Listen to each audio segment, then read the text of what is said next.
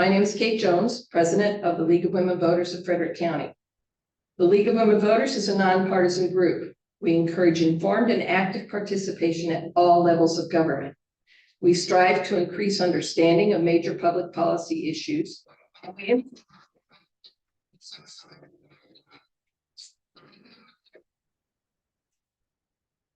We strive to increase understanding of major public policy issues, and we influence public policy through education and advocacy.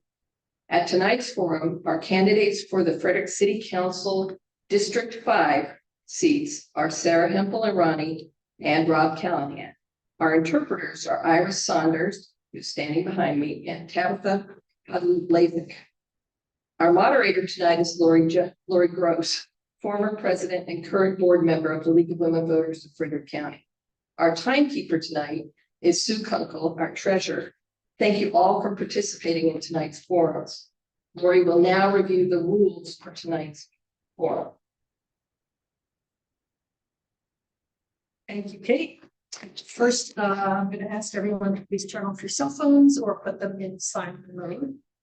Okay, so this event is a forum, not a debate, so the candidates will not be given an opportunity to challenge or comment directly on your opponent's answer to a question. If you feel you do need to respond after you answer your giving question, you may take any remaining allotted time to respond. But please, of course, be civil and respectful. Just join opponent. I will give each candidate an opportunity to make an opening 2-minute remark. Then we will have questions for each candidate. You'll have 1 minute to respond to some and 2 minutes to respond to others. And our timer, as Kate introduced Sue, will be showing cards to indicate the amount of time you have left, counting down to 0. And if your time runs out in your mid-sentence, you may finish your sentence. At the end of the forum, I will give each candidate an opportunity to make a 2-minute closing remark. And to the audience, please respect the forum etiquette, which is no clapping or other noises in response to a candidate's answer to our questions. Once the forum has ended, you will be able to express your appreciation for your candidate's participation tonight. And Kate has already acknowledged our sign language interpreters, so we will get going. Go ahead. Okay, so we will start with the 2-minute opening remarks, starting with Ms. Hempel Irani. If you go ahead, please. Are we using a microphone or? No. Okay, fantastic.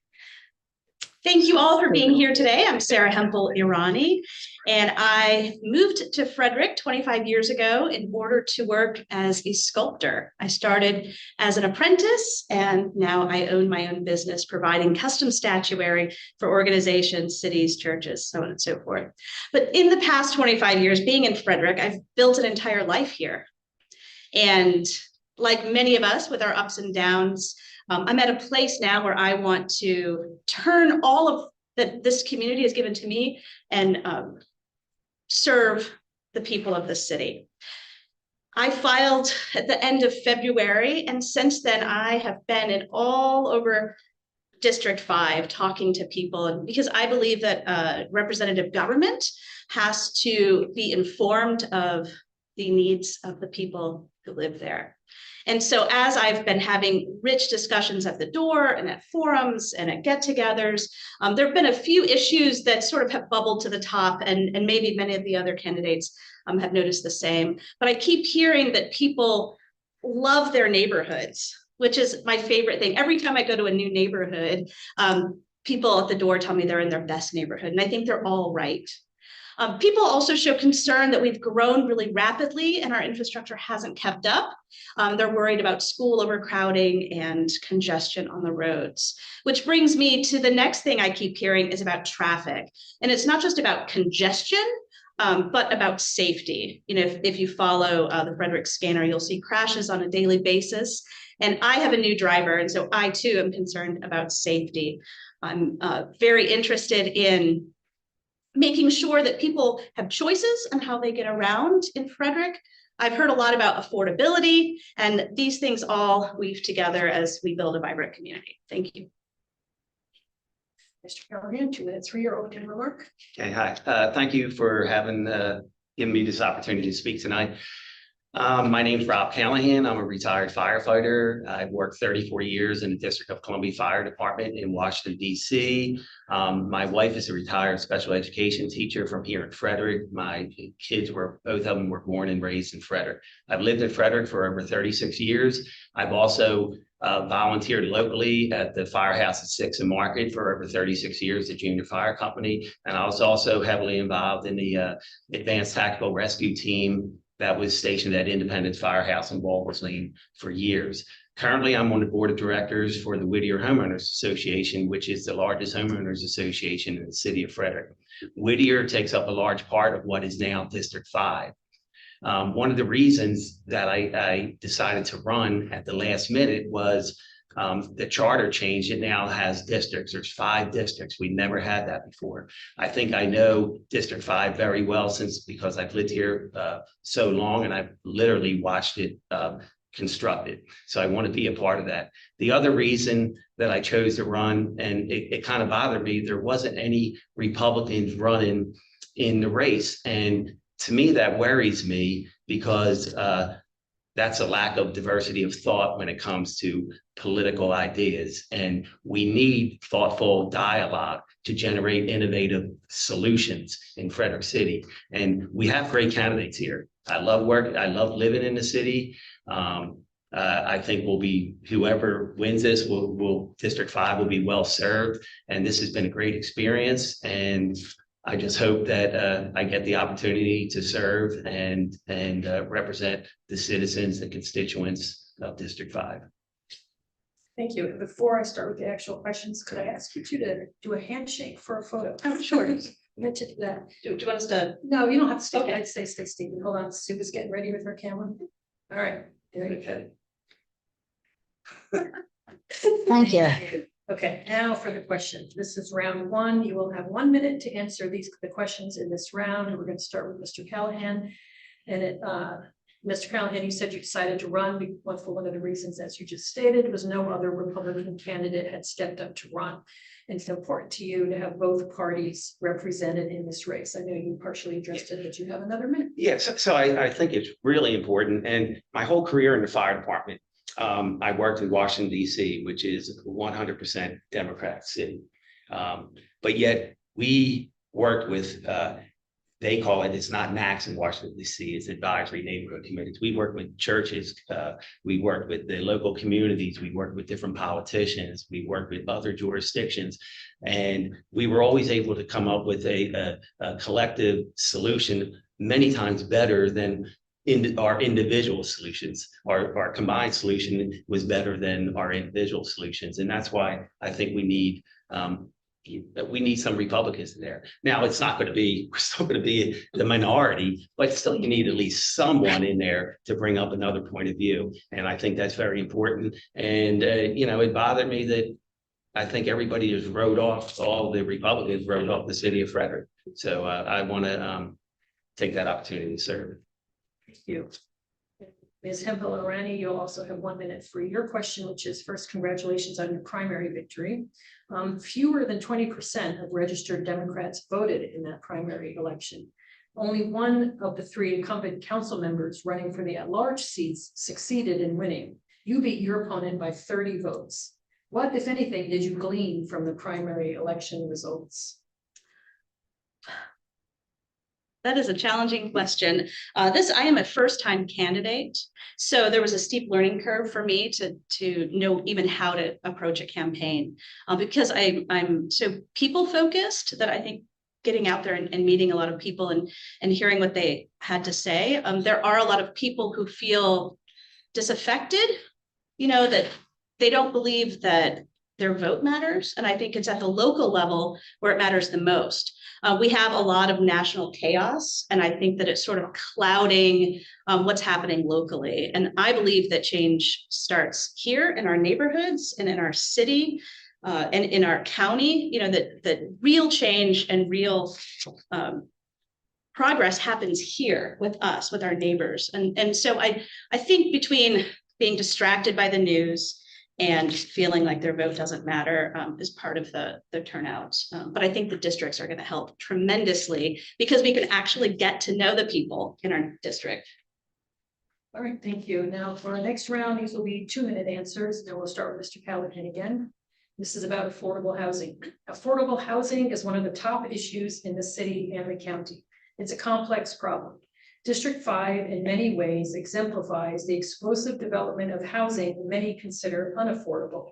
Do you think the in lieu of policy that allows developers to pay a fee rather than build more moderately priced homes is working?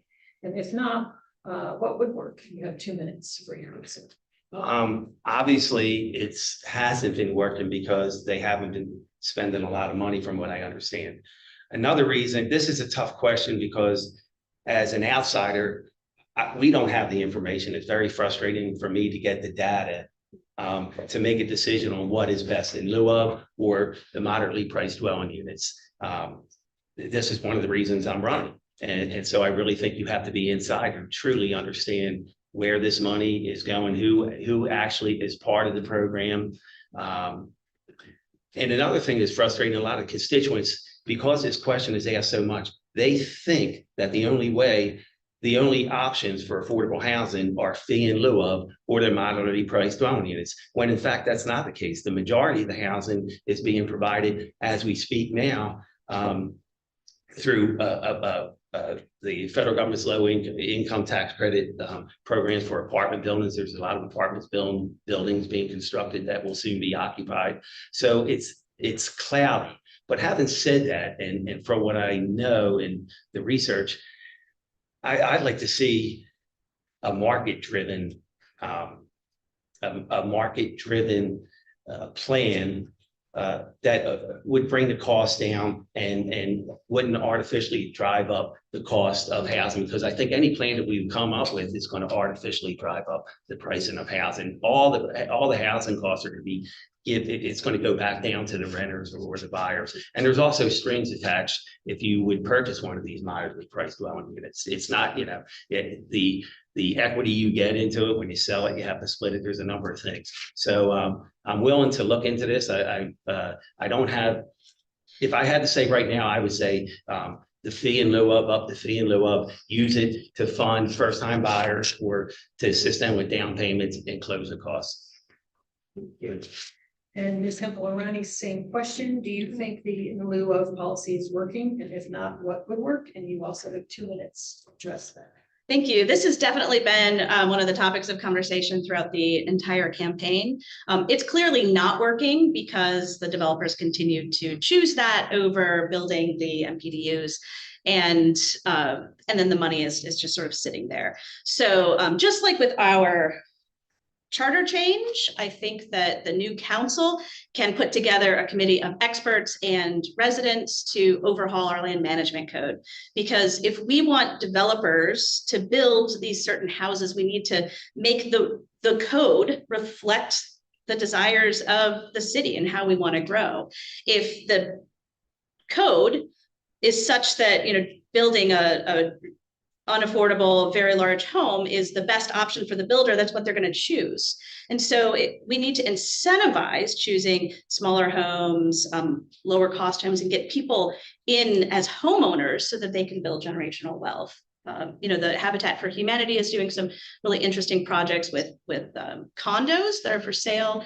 I think that we need a better plan for the money. If we continue with fee in lieu, I think we should either get rid of it or increase it because it's not doing what it needs to do. And the money that we do have needs to go to the people who are looking for homes. We do have some income constrained apartment buildings in District 5, and the wait list is incredibly long. So we know that the need is really, really high. And a lot of the housing solutions are subsidized or either with vouchers or different programs from the federal government, which feel really unreliable right now. And so I think we really need some local solutions. And like many of the candidates have said, there is no one solution. If so, we would all have affordable housing. There has to be many small solutions that work together to address different problems. Thank you very much. And this next round will also be 2-minute answers, and we're starting this one with Ms. Hempel. Okay, of course, housing and infrastructure go hand in hand. traffic was a long-standing Frederick issue, seemingly Okay. without abatement. Overcrowded schools have also become the norm. As a council member, how would you engage with Well, these that's types theirs. of issues? And you have 2 minutes for that answer. Ooh, it's a big one.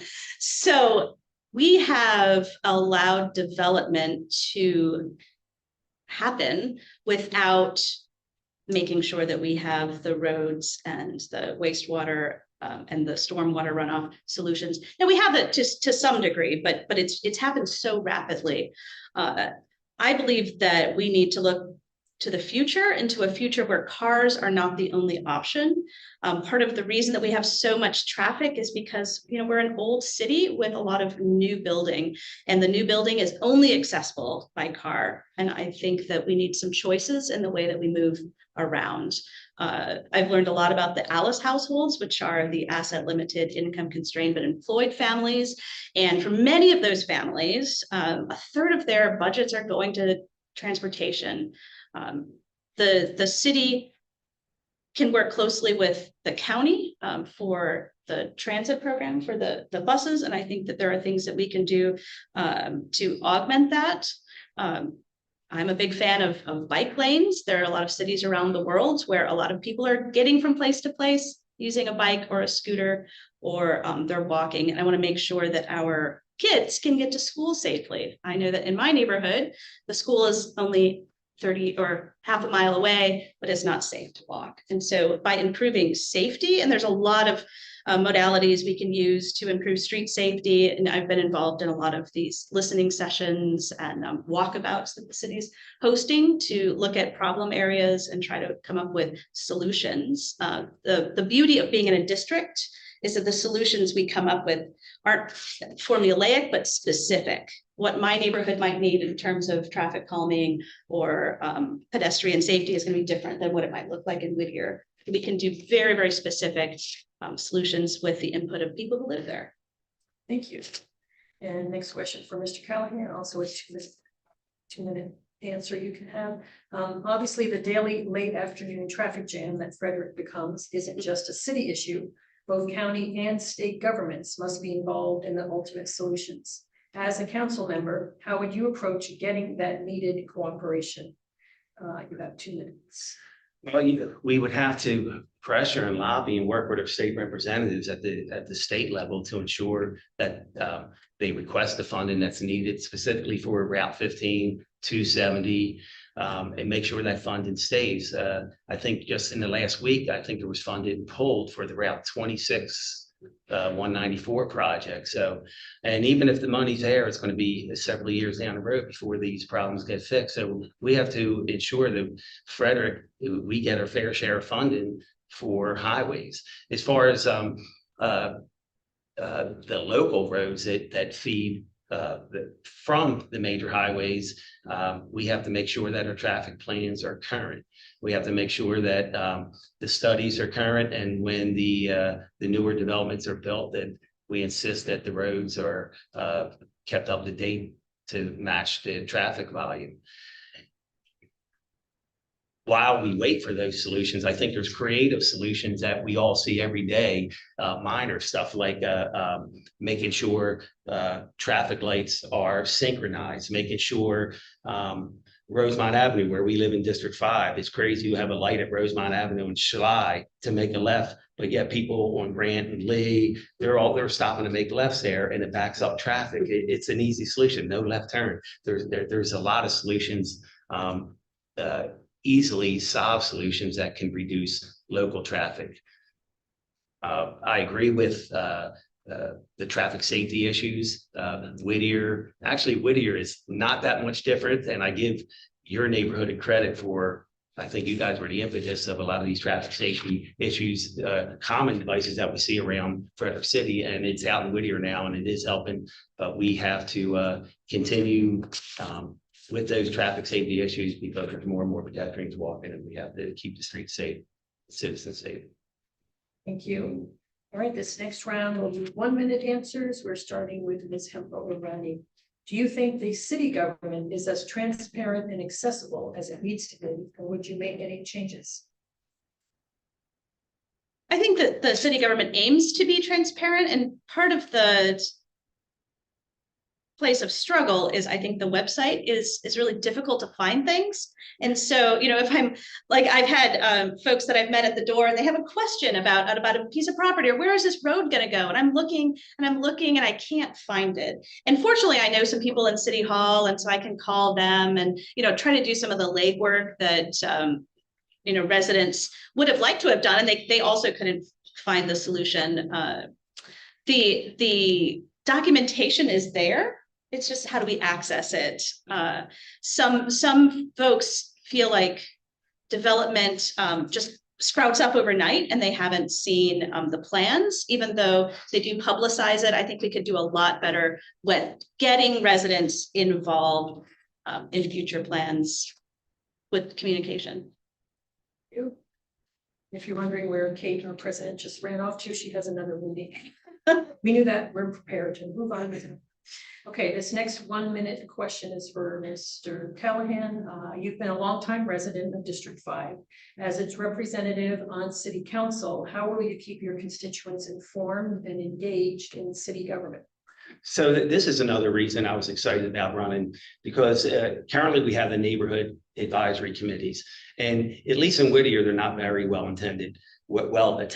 I think NAC 6 and 9 are very well attended, and probably rightfully so. That I think a lot of the services go down to the downtown area before they move out west, northwest in Whittier. And I think with a council member, it will increase the number of people going to the NAC meetings, and that you can be the advocate for the NAC, and the NAC can be the advocate for the city. It's a great way to keep the neighbors informed. I think the city does a good job, or they put a lot of stuff on the computer, and it's hard to access. But if you're there at the NAC meetings, or if you have a representative there, you can get that information out and will bring government closer to the people. Thank you for that. All right, our next round is so 1 minute answers, and we're going to start with Mr. Callahan. How do you feel about non-citizens voting in this election? That's a hot topic, and I'll be consistent. I don't think it's right. I think there's a value to being a U.S. citizen, and one of those privileges is the privilege to vote. And I welcome all immigrants coming to the city, coming into our neighborhood. We welcome with open arms and help them through the process of becoming a U.S. citizen. So, yeah, that's. Okay, thank you. And Ms. Hempel Irani, same question. How do you feel about non-citizens voting in this election? You have 1 minute. I am excited that Frederick has taken leadership on this. I think that we have a lot of people who live and work, and their kids go to school, and we go to church together, who are integral members of this community. And I think that if you're a resident, you should be able to vote. Unfortunately, in this country, we have an incredibly broken immigration system, and the path to citizenship for many people who have lived here longer than I have, it's just impossible. The steps are so convoluted, and there are a lot of people who are here under, asylum, and the federal government is making it nearly impossible to go all the way through citizenship. So I think in Frederick, our rules are you have to be a resident and over 18, and you can vote. Thank you. Our next round will also be 1 minute answers, and we're starting with Ms. Hempel Irani, and this is talking about neighborhood advisory councils, which have already come up. Do you think the neighborhood advisory councils are an effective way for people to connect with their elected representatives? And if so, how would you get more residents to participate? I think that they can be. Unfortunately, over the years, they've not been given much support from the city. I am in NAC 6, which is probably the most active one, and we're the ones with the street safety and all the signs up in my neighborhood. So I'm grateful for our NAC leaders. We have had a NAC ad hoc committee that's been trying to rework it. And I think that, as we move to districts, we can sort of realign some of the NACs so they're within the district. And because they're sort of overlapping a little bit, my NAC is halfway in District 3. and if the council member is at the meetings and can connect with people. And I also think one of the things that we do in our NAC is we have potlucks. Like, we make it fun. It's not a NAC meeting, but we get together and we get to know our neighbors. And I think that fosters a sense of belonging. And when people feel like they belong, they're going to be invested. Right, thank you. And Mr. Callahan, also a 1 minute answer, but this is a different question. Regardless of who wins in districts 4 and 5 in the general election, the new city council will have only 2 incumbents out of the 7 seats on the city council, and that's Katie Nash and Derek Shackelford. The majority will be new to the council and new to politics. Do you think voters are sending a message? Yeah, I think they probably are sending a message. Some of these council people have already been there for 8 years, some close to 30, and they lost this last election. So I think, I think in politics, people, you have a good 8 years to make an impact, or 12 years, depending on the length of the term, and people want to see change.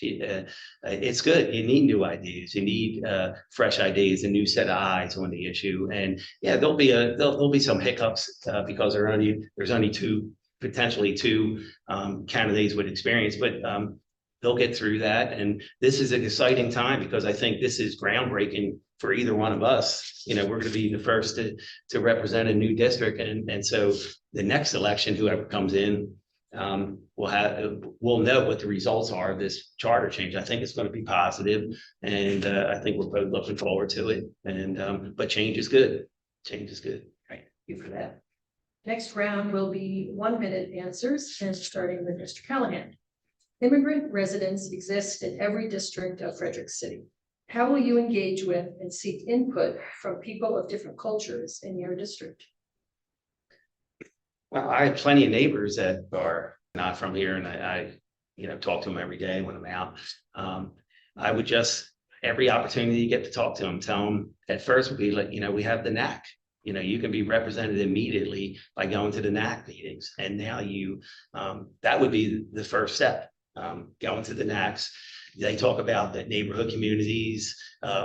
A lot of in District 5 is development. So you have your homeowners association. We just had our Oktoberfest.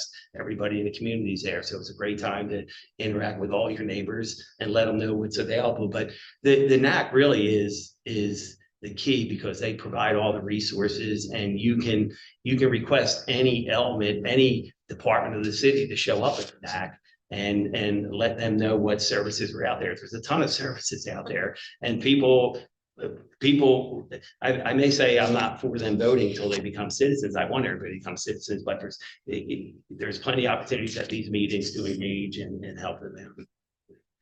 Thank you very much. And Ms. Hempel, Irani, 1 minute to answer the same question. How will you engage with and seek input from our immigrant and or non-citizen residents if elected? I think this is a wonderful question. Likewise, in meeting neighbors and bringing people to the NAC, but also we have a lot of really amazing organizations in our community. And I think showing up to things, I went to the Global Ganesha Festival with the Indian community, and we recently had a Hispanic festival. And I think just being present and making sure that folks know that you're available to talk. Engaging in advocacy with the groups. We have an amazing network of nonprofits in this community, and I don't know that we necessarily need to reinvent the wheel, as it were, but engaging with the nonprofits, making sure that people know that they are safe and welcome at events, and engaging in the neighborhood, like you were having Oktoberfest, doing things in the neighborhood for the neighbors at the local parks. Like in NAC 6, what we do in College Park and Kidweiler Park. Thank you. And these questions will be 1 minute answers. We're starting with Mr. Callahan. Frederick City residents are also, of course, residents of Frederick County. What new initiatives would you like to see the two governments undertake to work together on to improve life in your district? Well, the major one that I see in District 5, and I'm assuming it's all over the city, is taxes. It's a tax rate. I would like to see the city the city implement the constant yield tax rate that the state issues every year. So as the increase in assessable tax property goes up, your tax rate goes down. And the city's still getting the same amount of money as they would the year before, but the citizens are still paying the same amount of taxes. So I think if the city can lower its tax rate to meet the constant yield tax rate of the state and then pressure, and hopefully the county could do the same thing, because the taxes, I've never seen so many people talk about their taxes as I have this time around. It's crazy. And people are looking to move. And I look at the retirees, the people that are 65 and older, they're being affected the most. And we need to do something. It's really serious. Thank you. Okay, and Ms. Hempel, Irani, your question for this 1-minute round is, do you think young voters in your district are engaged in the city's issues and policies? If not, how would you encourage more of their engagement as a council member? This is, so on one hand, I have a lot of young volunteers who are working on my campaign, which I find really exciting, that there are young people who are engaged, getting the word out, get out the vote. You know, so when I go canvassing and, you know, I have a young volunteer who's helping me make more engaging videos for social media. You know, a lot of young people are on social media in a different way, perhaps, than my generation is, and meeting them where they're at. I do think that a lot of them, because they may or may not own homes, especially in their 20s. Not a lot of folks in their 20s can afford to live to buy a home here. I think they may not be as invested in what's happening, you know, in the city. But engaging them is, you know, partnering with other young people. You know, I don't know if anyone wants to listen to someone who looks like their mom, you know, as much as their peer. But they're definitely out there, and I've met them, and they're really ready to make a better world for their generation. Thank you. We are on to the next round. This will be 2-minute answers, and we're starting with Ms. Hempel Irani. What are your top legislative priorities for the city, and how do you plan to achieve them? You have 2 minutes. 2 minutes. It is a big one. On a grand scale, I would like to put together a committee of experts and residents to overhaul the land management code. And that is going to be a long task and a really big one that's going to require a lot of input and thought. And so that's kind of a longer term project. But I think that doing that and updating it for our values in 2025 is that we can pave the way for more housing choices and better infrastructure. So in the short term, I would like to open up what they call tactical urbanism, which is kind of doing what we did in my neighborhood to slow traffic down one street at a time, rather than doing a whole city overarching plan to calm traffic. This one street is going to try, you know, colorful crosswalks, for example. They're low budget, they involve the community, and then see if it works. And if it works, we can apply it to different neighborhoods. But right now, there's not really a mechanism to say, sure, you can go ahead and do that. So there would be that, and then also working with the school board to try to coordinate better with building and then planning for a new school. You know, there's a new Yellow Springs Elementary School, and I know a lot of people I've talked to are worried that by the time they finish it, it's already going to be crowded. And there's not really a mechanism that I know of to match what's being built with what's happening with the schools. And that's something that worries families tremendously in District 5. Yeah, and those are some pretty big projects. Okay, thank you. And Mr. Callahan, same question, 2 minutes to answer. What are your top legislative priorities for the city, and how do you? So my number one priority is to reduce the tax rate. Okay, consistent with the constant yield tax rate from the state, and also again to try to lobby the county to do the same thing. A lot of times they'll say that the city will say we're not raising your taxes, and they're not raising the rate. However, your taxes are going up because your home gets assessed every 3 years, and the assessment is going through the roof. The city, in the last 5 years, the taxable base in the city went from $8 billion to $12.5 billion. So the city has $4.5 billion more of taxable base. That translates into almost $40 million of money, extra money in the last 5 years that the city has. I think it would be great if the taxpayers could keep some of that money. This may be a pipe dream, but I would love to see, if you're a resident living in the city, 65 years or older, your tax rate and the amount of taxes you pay at the city level are capped. You live there your whole life. You raise your family. You paid your taxes for years. You're at an age where you're not really using the services that maybe you did when your kids were younger and you were younger. I would like to see it capped, and as a reward, as a long-term resident at 65, the tax rate and the physical amount of taxes you're paying remains stable. It's capped. Okay, you're still paying a lot of taxes, but at least this is one tax bill, or this is one bill that's not going up. Secondly, would be the city has grown geographically, probably quadrupled in size over the years. We need to increase the police presence in areas northwest, which is primarily District 5 and District 4. So our response time for police incidents are reduced. Thank you. All right, this next round will be 1-minute answers. And we're starting with Mr. Callahan. Your question continues on to the taxes theme, so you can talk about that. Paying both city and county taxes can be one of the affordability barriers for young people who want to live in the city. The city council recently approved a property tax rate cut. Do you think tax rates for city residents are fair? No, I think they need to be cut further. So the last council did cut on 3%. The tax rate. However, I just read the 2026 budget, and it looks like it's back up to the rate that it was the year before, 73 cents or something per hundred. So I had to double check that, but I think it should have, to keep up with the constant yield, it should have been a 6% tax rate. And again, I want to pay your fair share, but the taxes are really going up. The county's doing the opposite. They're actually raising the tax rate.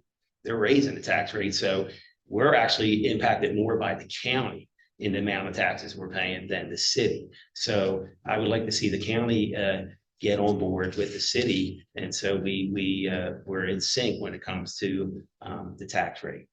Okay, thank you. And next question for Ms. Hempel Irani, also a 1-minute question.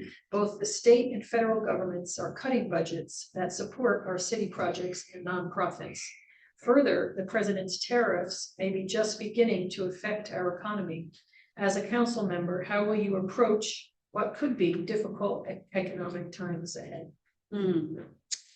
This is a challenging question because there's so many unknowns. I worry, like I also pay taxes here and I would like to see them go down, but I worry if we are not receiving funds from the state and federal government, like, are we going to be able to take care of our most vulnerable citizens, especially? And we live in an incredibly generous community. And I feel really fortunate to live in such a place. And so I think that in the next few years, we're going to have to be frugal without sacrificing people's real lived lives. And it's easy to cut something on a budget, but when the people who are impacted, and I think it's really important for council people to be out in the community and know, where are these funds, to whom are these funds going, I think helps us drive our decision making and what to cut. And thank you. Our next round is also 1-minute questions. We're starting with Mr. Callahan. Your website indicates that you are an advocate for more policing in the city. What is your concern? Do you think Frederick is a safe place to live? Frederick is a safe place. And one of the reasons it's a safe place is because we have a very good police department and we're growing. So I want to keep that. And a big part of policing is preventive community policing. Communities know, and in Whittier, there's a lot of vandalism that goes on. You may not know it because it doesn't affect you. People say, well, it's minor crime. It's only minor if it doesn't happen to you. If it happens to you, it's major. So myself, I've had 5 times I've had to call the police over the years for, breaking into my garage, stealing stuff out of my car, smashing windows, things like that. So police, their presence prevents crime, and it goes along with traffic safety. We have traffic safety common devices in Whittier. People aren't abiding by the traffic safety common because they know there's no risk, there's no police there. So we need we need more police presence just to keep the crime low. Okay, Ms. Hempel, Irani, also 1 minute for the same question. Do you think Frederick is a safe place to live? I think for us, especially a city of this size, I think it's a very safe place to live. Speaking to crime, I live in a community where there is a fair amount of what I would consider petty crime, and checking car doors, graffiti, shoplifting, sort of thing. But I think what we need is to find the underlying cause of what's happening, what needs are not being met, and why are people turning to this kind of crime. I know that our high school gets out at 2:15, and a lot of the young people in our community may not have a place to go or anything to do. And, getting into sort of minor trouble can be exciting. People might be food insecure, not have any family support, that sort of thing. So bringing in our nonprofits and the community care, I think, can help alleviate some of the crime. Thank you. Next round of questions will be 1 minute answers. We're starting with Ms. Hempel, Irani. New policies and actions by the current administration in Washington have some Frederick residents feeling unsafe, especially our immigrant and LGBTQ plus communities. As a city leader, how will you address those fears? I mean, it's not enough to tell people that you care about them and that you're looking out for them. I think as a city leader, we need to verbalize that, but we also need to show it up with support. And again, I keep bringing up our nonprofits, but there's so many people doing some incredible work here. And I think that if the city, with our budgeted amounts, like helping some of these organizations that are helping out our immigrant communities, the Frederick Center, for example, offers a lot of support to the LGBTQ plus community. And we need to, again, and I keep saying this, like, we need to show up as council members. And one of the things that I love about the districts is that it enables us to show up and to show up at community events, and getting to know people whose lives are impacted by these policies, and denouncing them when we have the public forum. All right, thank you. Next question, also 1 minute answer for Mr. Callahan. Frederick City Police have a policy of not inquiring about immigration status, their engagement with residents, even during arrests. The county sheriff's department, however, runs the jail, and it has a different policy. What is your position on the sheriff department's participation in the 287G program? I think it's a good program. The police department is not asking, the city police is not asking immigration status when they arrest somebody. If somebody is arrested, and they're brought to the detention center, there is a reason why they were arrested. So I think at that point, you need to know. And I'll give 2 examples that affect District 5. Granted, it doesn't happen all the time, but on 7th Street, in the last few months, there was an MS-13 member that was arrested by ICE and the U.S. Marshal's Office that was holding a 16-year-old hostage or kidnapped on 7th Street, 500 block of West 7th Street. Then, I guess about a year ago, there was a brutal murder, dismemberment of a person on Rocky Spring Road, right behind Whittier, and they took the remains up to the watershed. And so things are happening in this community. Very rare, there are exceptions, but you never know with these people that are arrested if they're engaged in other crimes. You just can't not look into it. Thank you. Okay, our next round will be 1 minute questions, and we're starting with Mr. Callahan. The 5th district is strangely composed. There's a hole in the middle made by Clover Hill that is part of the county. And there are other older neighborhoods like Amber Meadows and the Tawny Ave area. Up north, you have some of the newest neighborhoods like Kellerton development. Residents of the district have common concerns, and if so, what do you think they are? 1 minute. Yeah, I think that the residents, I think the concerns are common. We have Fort Detrick's in the middle, and that's a military base. And one thing about a military base is they're pretty much self-sufficient in a lot of ways. They have a lot of the same services that we would provide as a city and the county would provide right on base. But from what I'm hearing from all the different neighborhoods, it's basically the same concerns, affordability, traffic safety, and traffic safety is getting worse, and where people are really concerned about that because there's close calls every day. So that's the two common concerns: taxes and traffic safety, that I think all the citizens agree is common with everybody. Okay, thank you. And Ms. Hempel, Irani's 1 minute question in this round is: as you've campaigned for this seat, what did you learn about the people who live in the 5th district? This is my favorite question. I have learned, and like I've said before, that people love it here and they love their neighborhoods. I've gone to neighborhood after neighborhood and people say, I live in the best neighborhood. I've lived here for 30 years. I've lived here for 60 years. I just moved in and I'm just thrilled with it. And with that, there are a lot of people also who have concerns about traffic. A lot of people are really anxious about the future. We have a lot of federal workers who live here. I had someone express their concerns with me at the door. And I think it's beautiful that people are willing to share their struggles with a new person who's just knocking on their door. And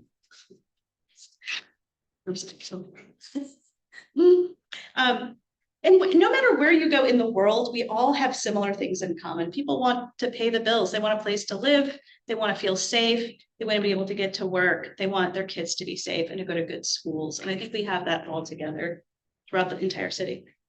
All right, thank you. Our next round is 1 minute questions. We're starting with Mr. Callahan. What's your view of the city's basic services like street repair and trash pickup, to name a few? What, if anything, needs to change? Okay, so I said this at other forums. I'm not one that's getting into this race because I'm dissatisfied with the services. I can move tomorrow if I wanted to. I like the services in the city. I think the city primarily does a great job in a lot of its core services, and we want to keep that up moving forward. We want to keep those services up. So I would just want to ensure that we maintain the services that we're providing now, because I think they are good. I think trash pickup, water, sewer, snow removal, all that stuff is pretty good. Parks, recreation. If you compare what our city public works has done compared to other municipalities, I think we're way above them. So I am pleased with the services for the most part in the city, police department included. Okay, thank you. And Ms. Hempel, Irani's question in this round, also 1 minute answer. Is the city offering enough to keep our very young people, like teens and tweens, engaged in our communities in positive ways? Yes and no. I'm going to talk about transportation for a moment. A lot of the young people in our community are stranded. They live in the suburbs. And they can't get anywhere without arranging a ride. And so they don't do a lot of what I did as a young person, which is hang out.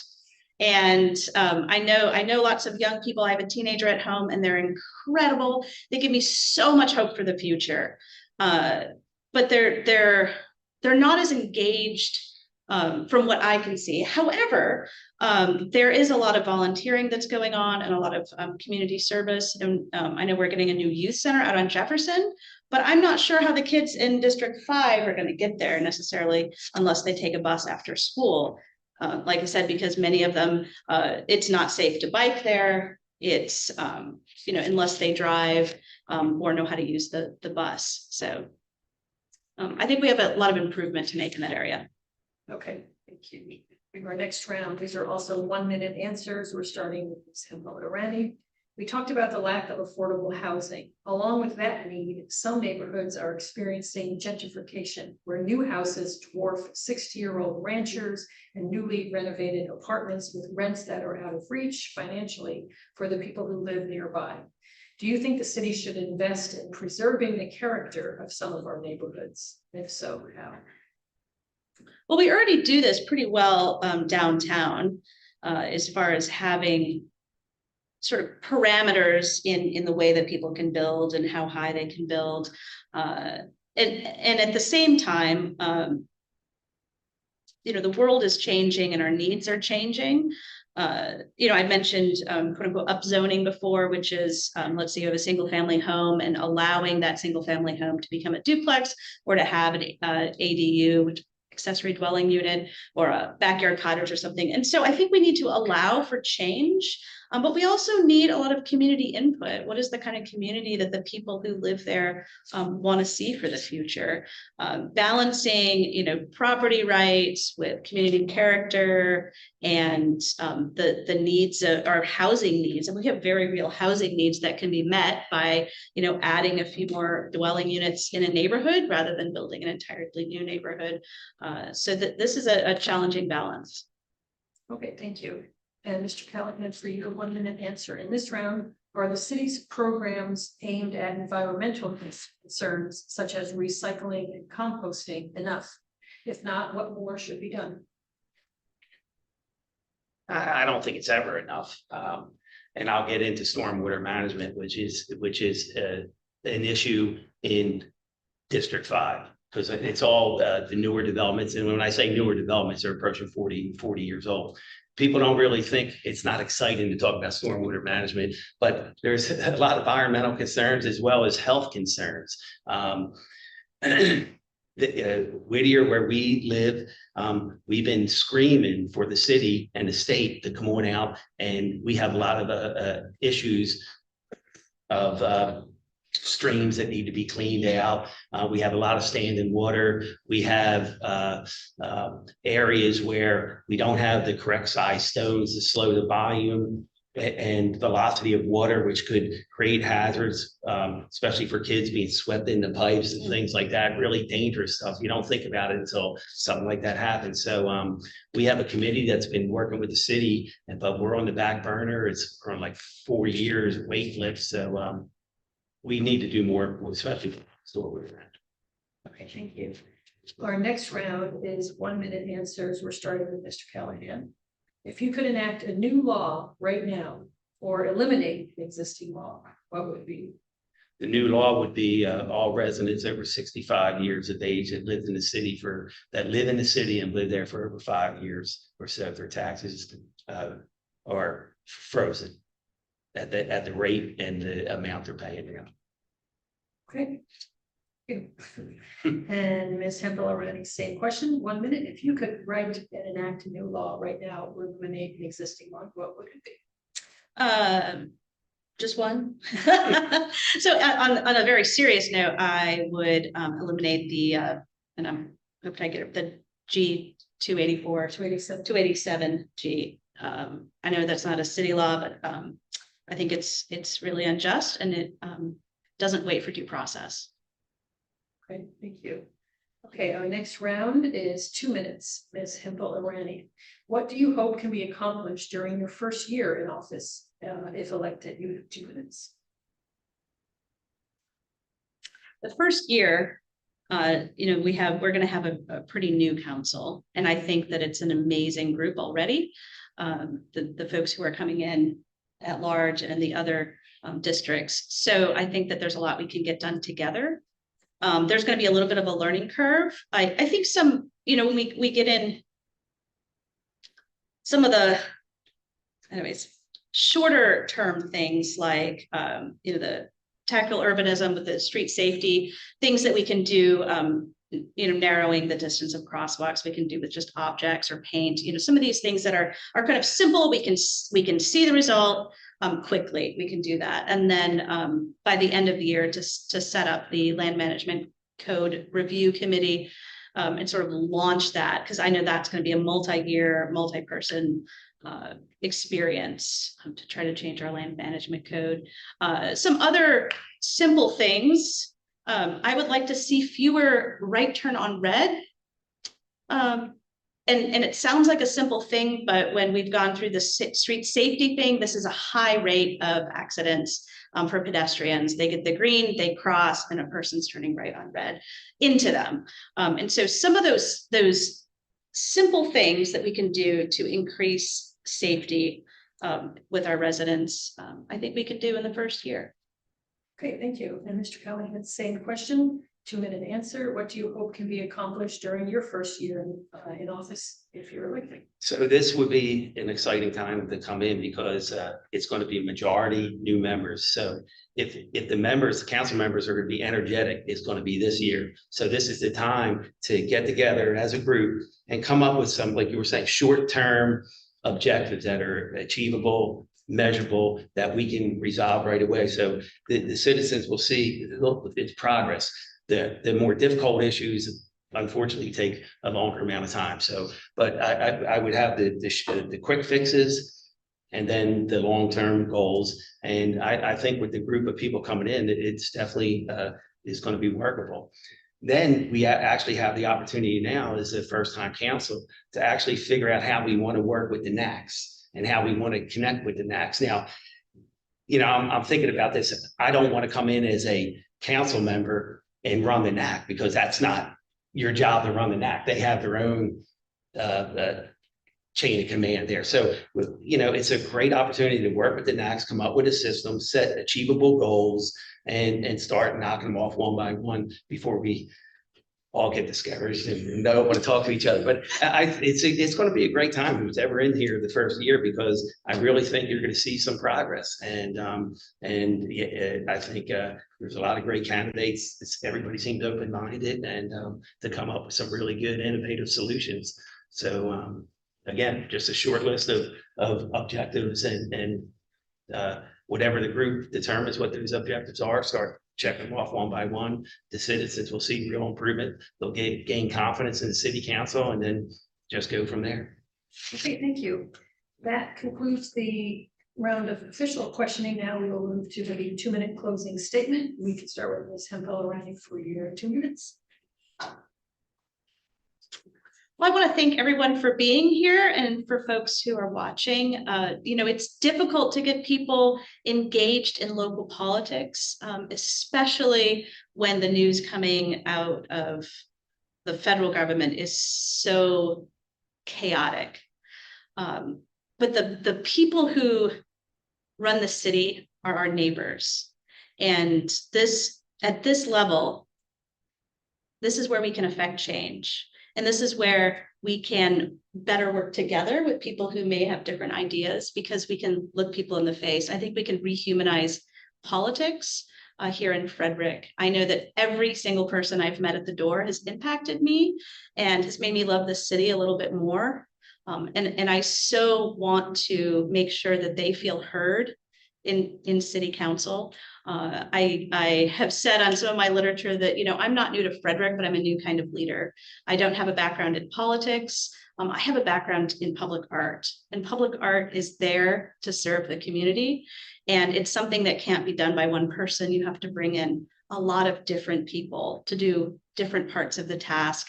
And you have a shared vision.